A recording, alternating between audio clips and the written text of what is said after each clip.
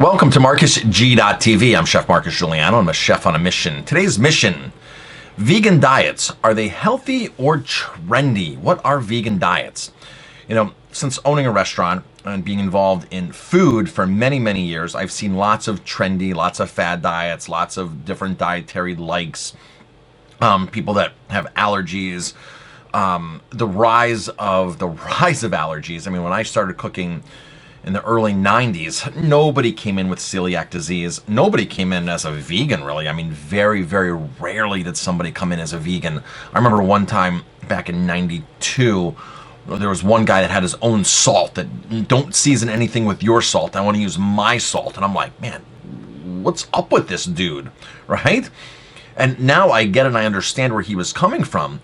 But back in the early 90s, he was the only one out there doing this, one of the very few out there. And people didn't come in and need all of these so-called fad or trendy diets or legit allergens. They didn't have these legit allergens back then. And I remember the first time that somebody asked me to make them a vegan birthday cake. It must have been 1999. Somebody goes, "Oh, I want to come to your restaurant for a birthday." And this was in Colorado.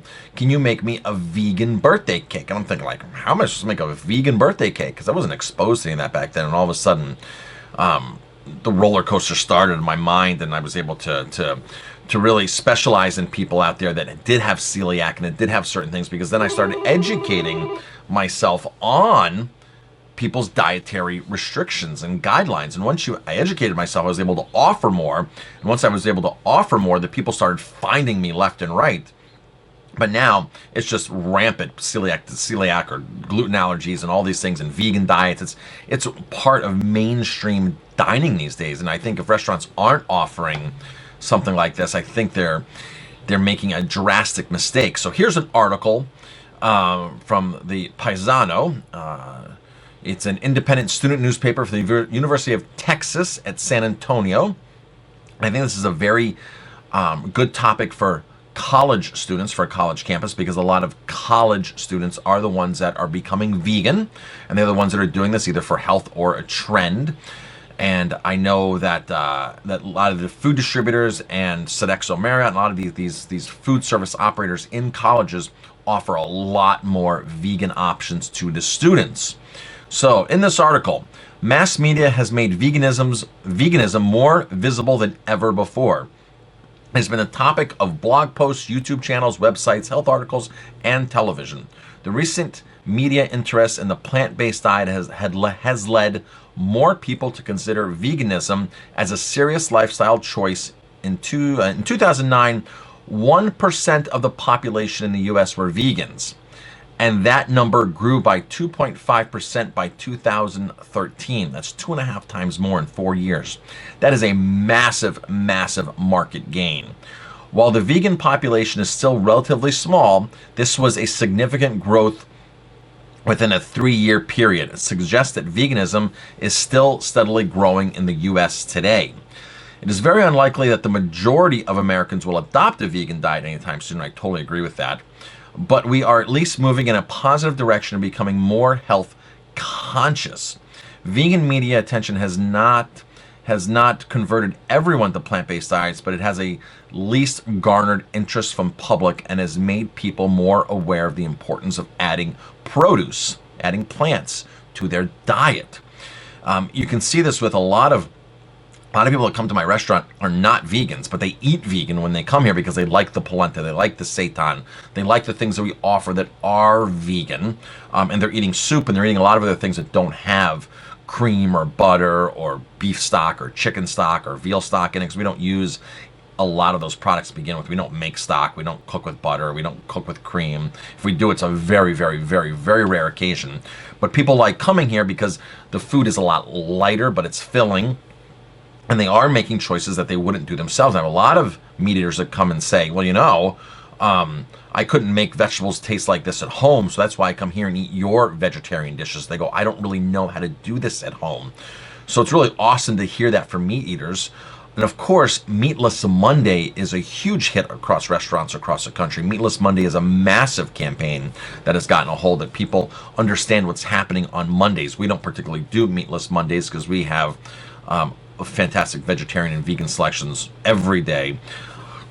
So for us, we do a vegetarian special on Sundays that people partake in, because a lot of people can go out on Sundays as opposed to a Monday night, especially since us, because we're a destination restaurant, so it's hard to travel to us for a lot of people on Mondays, but Sundays are much easier to do that. So we kind of have our Meatless Monday promotion on Sundays.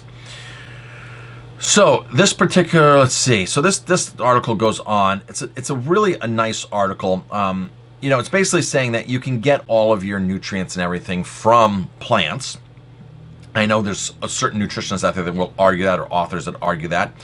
Realistically, the only thing that you can't have in a plant-based diet that's in a meat-based diet, and this is really still very controversial, people, very controversial, is B12. Because the majority of people that are B12 deficient are meat eaters. That's the thing. So even meat eaters are B12 deficient. B12 is a mold that grows on beef. It's for decaying and rotting material. Well, when we used to grow a lot more organic food and our soil was much more alive and people used to garden more and they used to have real soil in their backyard that was nurtured and full of life, that soil would have mold, and you wouldn't wash it and sanitize it like mass-produced produce is in the supermarkets nowadays. It's just mass sanitize your food that you're eating. So this delicate mold that you only need a very, very small amount in the microgram level is not available in your food as readily as it was in the past. And there are some theories out there that say your body produces its own B12, and if you're not, and you've screwed your diet up to begin with in your body, you're not going to produce B12. So even if you're eating B12, you're still not going to get enough of B12, and you're going to be B12 deficient. And there's certain vegans that obviously are not B12 deficient. So it's really a whole complex question. A lot of meat eaters say, well, you have to eat meat to get your B12, and that's why we should not be vegans. So that is totally not true, and there's several different theories on that. However, you're not going to get certain things like vitamin C. Is just not going to happen in any meat you eat. That does not happen. We rely upon our foods to get vitamin C, such as vegetables and especially as citruses and fruit are very high sources of vitamin C. Now, here's the problem that I have with certain people's vegan diet. People that do it for the trend, people that are doing it for trendy reasons, or sometimes for the health reasons, I'm sorry, not the health reasons, but for the ethics reasons. Well, I don't want to kill any animals, I don't want to harm anything. These are the people, especially the young girls in high school and in college, that become vegans that don't balance their diet. And then people say, oh, look at her, she's vegan, I don't want to look like that, right? And those people are the ones who are eating vegan junk food. See, you can go to the store and you can buy tons and tons of faux beef products. You can buy fake hot dogs, you can buy fake burgers, you can buy fake chicken nuggets, or fake or faux. And you can buy all these ingredients that are highly processed, that have soy isolate, isolated gluten, that have sugar in them, brown sugar, that are deep fried, especially in restaurants, that are loaded with all kinds of chemicals and flavorings that don't really resemble what real food is supposed to be, but it resembles what maybe that meat dish was supposed to be. And they're eating pasta, they're eating potato chips, they're eating French fries, because these are all legitimately vegan foods. French fries are a vegan food. But whether you're a vegan or a meat eater, a French fry is something that you should not be eating either way, no matter what your diet, your omnivore diet is. A French fry or a potato chip should not be included. They're fried foods. They're laden with fat. I did a whole video on French fries about 2 weeks ago on my YouTube channel. It's really impossible to make a healthy French fry. I don't care if you're using organic oil. I don't care if you're using olive oil. I don't care if you're using coconut oil. I don't care if you're baking the potatoes in the oil in the oven as opposed to putting them in a pot and cooking it, or in a fryer. Once you heat up oil, whether it's in an oven, on a burner, in a fryer, and add a starch to it like a potato or a sweet potato or a Yukon potato or whatever kind of potato or a yucca, you're destroying that food and making that food very unhealthy. If you want to have a baked potato, that's a different thing. If you want to have mashed potato without all the added fat and all the sour cream and the bacon and one thing, that's a totally different thing. So potato's not unhealthy. It's the way that we choose to cook the potato. So you have a lot of vegans that eat these highly processed junk vegan foods. They'll eat white pasta day in and day out. I used to know a guy who worked with the Greenbrier when I worked at the Greenbrier, and he was basically vegan. He claimed himself to be vegan. This was like the first person I knew that was like, oh man, this person's like is doing a serious vegetarian diet. And I remember he would just have us steam him up for dinner, massive amounts of vegetables, a huge plate. But then he asked for a side of drawn butter, and he'd pour the drawn butter on top of his vegetables. He's like, well, that's the only thing I eat that's from an animal, but other than that, I'm vegan. So here he was taking all these vegetables and putting all this butter on top of it, which to some is extremely questionable practices, especially when you start looking at a lot of the alternative medical doctors out there that prescribe a vegan diet that actually have fantastic practices around the country, like the Pritikin Institute, Dr. McDougall, Dr. Furman. There's doctors all over the country that are making a massive difference with turning their patients into a vegan, by abiding by a vegan plant-based diet. A lot of them are on the low fat or very minimal fat. I didn't say no fat, but on a lower fat diet, lower than 20% being lower fat. Some like it at 15%, some like it at 10%. Dr. Dean Ornish has been doing this since the 70s. He's been reversing heart disease from a low-fat, basically vegan diet. So if you're doing the vegan diet properly, the plant-based diet properly, it will do wonders for your body. It will do wonders. You will feel fantastic. But if you're sitting there and you're drinking all these refined juices and all this other crap and drinking coffee still and loading it up with sugar and all this kind of stuff, which the people that are doing a vegan diet for trendy or ethical reasons, that's what they're doing. And that's where you say, I don't want to look like that vegan. So, vegan, trendy or healthy? Well, it can be both, depending upon how you choose to do it. If you are a vegan and you are interested in getting better, proper nutrition, I would definitely suggest checking out Dr. Furman, McDougall. Like I said, those two are fantastic. McDougall has a diet called the starch-based solution. Dr. Furman has a great solution. 80-10-10 Diet by Douglas Graham is a fantastic, fantastic read. You can really understand more of the body and what the body is designed to eat and how we process foods, and that fruit is not bad for you. A high fruit diet is very beneficial for you.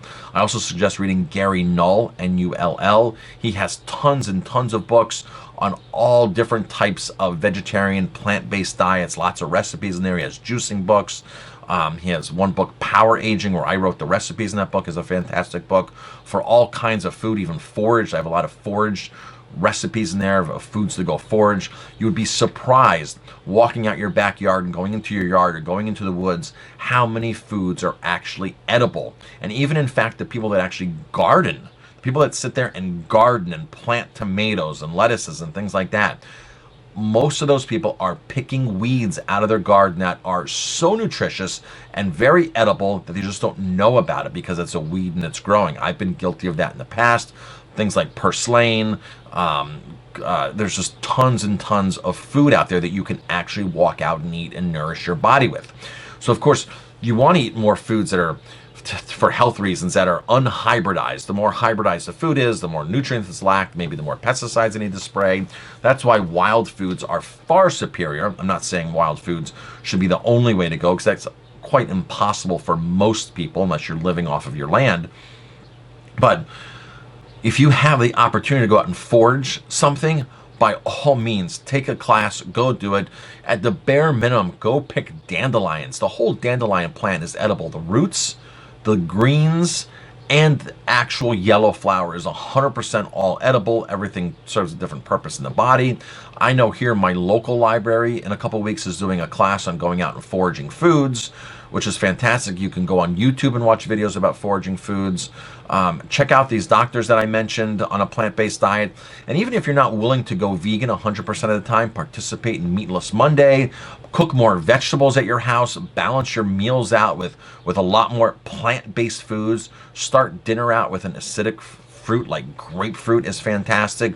Eat more honeydews, cantaloupes, watermelons. Eat more seasonal fruits, especially if you're in that part of the country that has these beautiful seasonal fruits in the summertime, and enjoy exotic fruits like mangoes, like lychee nuts. There's kiwis. There's so many fruits that are imported around the world that are exotic and beautiful and full of different nutrients and minerals. Partake in that too. Eat the variety here is the key to making this diet successful. So the more different variety, people like variety, so the more variety you can add to your diet, the better off you are, because it doesn't feel like you're eating the same thing. Very, very few people can eat a mono diet where they can sit there and just eat one full watermelon and say, okay, I'm full. People want the watermelon, and they want the strawberries, and they want the sandwich afterwards. So variety, variety, variety. Check out those authors I mentioned, and do some research on YouTube. Go on Google, find some other things, and make sure you are eating a healthier diet on the vegan side. I'm Chef Marcus Guiliano. Thanks for watching. If you like my videos, please hit like, subscribe to my channel, and definitely pass it on.